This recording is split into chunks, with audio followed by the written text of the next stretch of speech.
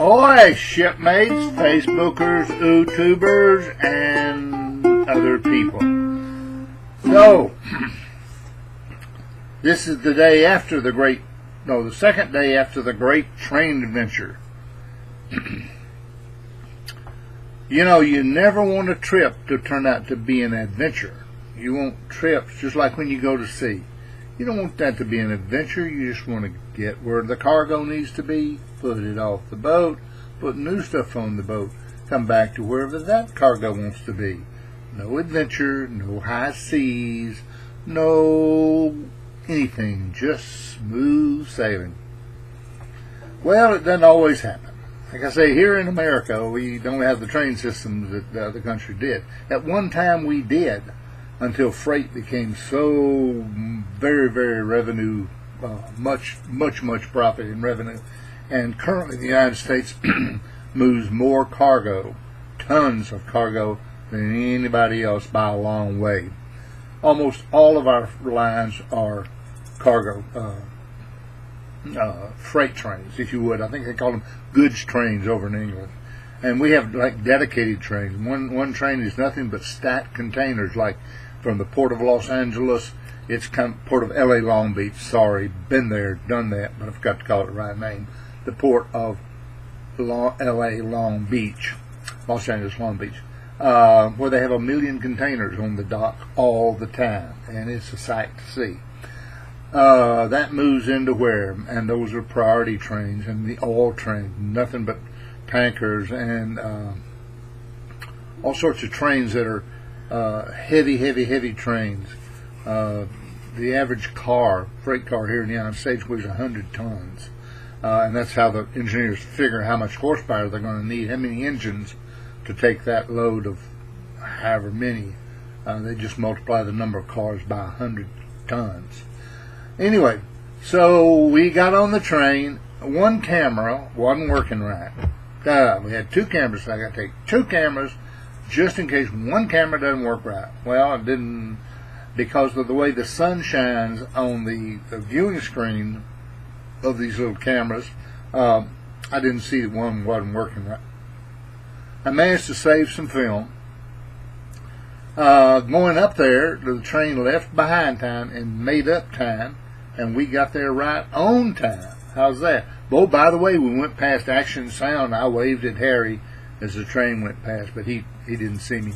I was going to ask him to stop and let him take my ukulele over there and have him do something to it, but they didn't do that. Okay, so we get there. Everything's cool.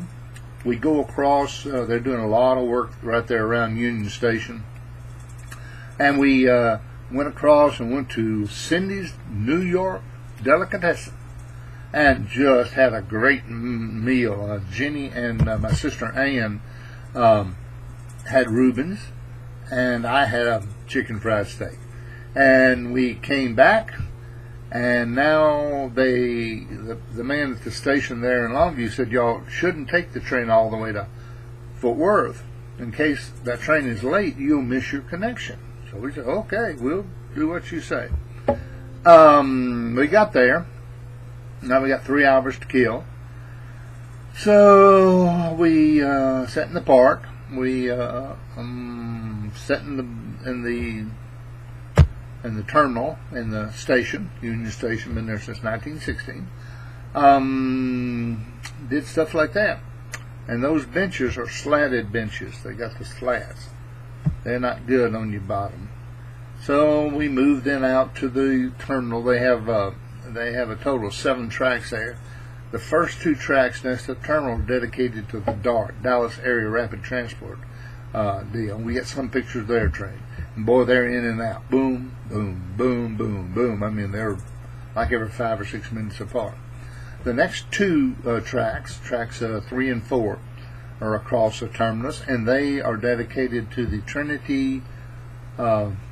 Trinity Railway Express, an exclusive merger between Fort Worth and Dallas's transit system. So they got this train that runs back and forth between those 2 points. And by the way, a beautiful train, the Texas flags painted on it and everything. So it leaves every 30 minutes, back and forth. it's a long deal, so they have 4 trains in that service. And then the next track would be 5, which is where Amtrak comes on. The next 2 tracks are station bypass, and that'll be trains coming out of making up themselves at the big yard right around the corner, freight yard. So we sat there and we took some photographs. We did this, we did that, and comes 3:40, time to get on the train. Oh, the train's not here. Doesn't look like it's here. A lot of people are here, but the train's not here. And at 5:40 it wasn't, 4:40 it wasn't there, 5:40 it wasn't there, 6:40 it wasn't there, and 4 hours late it comes in. So we jump on the train, so we got tickets, looky here, and we jump on the train. So now, of course, it's dark. I can't film going back because it's dark. But we were about halfway to Mineola, Texas, when the conductor, who's always called captain on trains, the conductor, the head conductor is called the captain. He got on the phone. He said, "I know y'all think y'all are smarter than I am, but you're not. I know you're smoking on the train, and I know who you were. And I'll tell you this. There will be no more smoke breaks if I catch anybody else smoking on this train.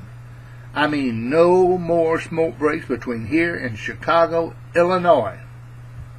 And if I catch you and get upset, we're going to put you off at the station. And the train's going to sit here till the local police come and get you.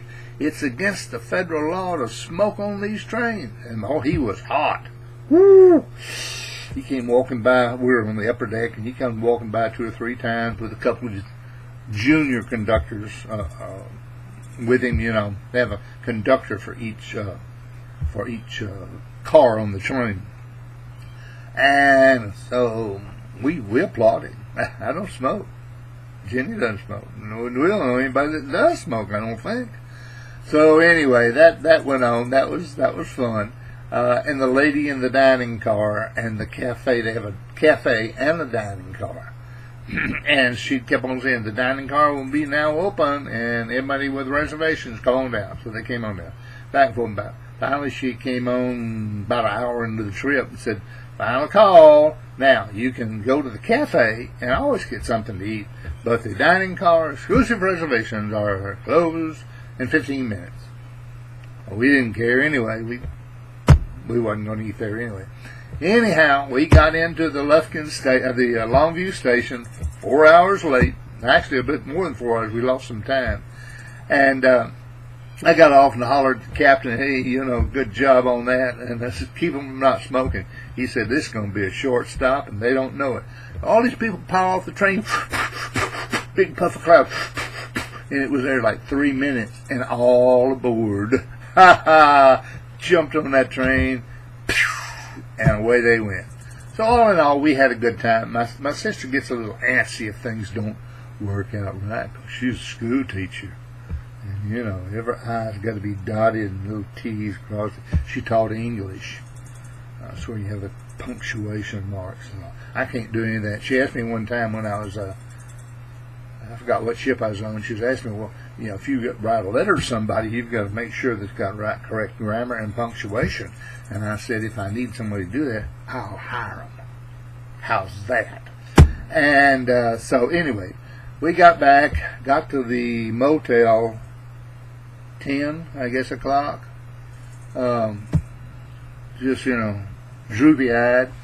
Got up the next morning, had breakfast, went back over the railroad station, talked to the people over there, and then came on home. So this is going to be the introduction to the train series, if you will.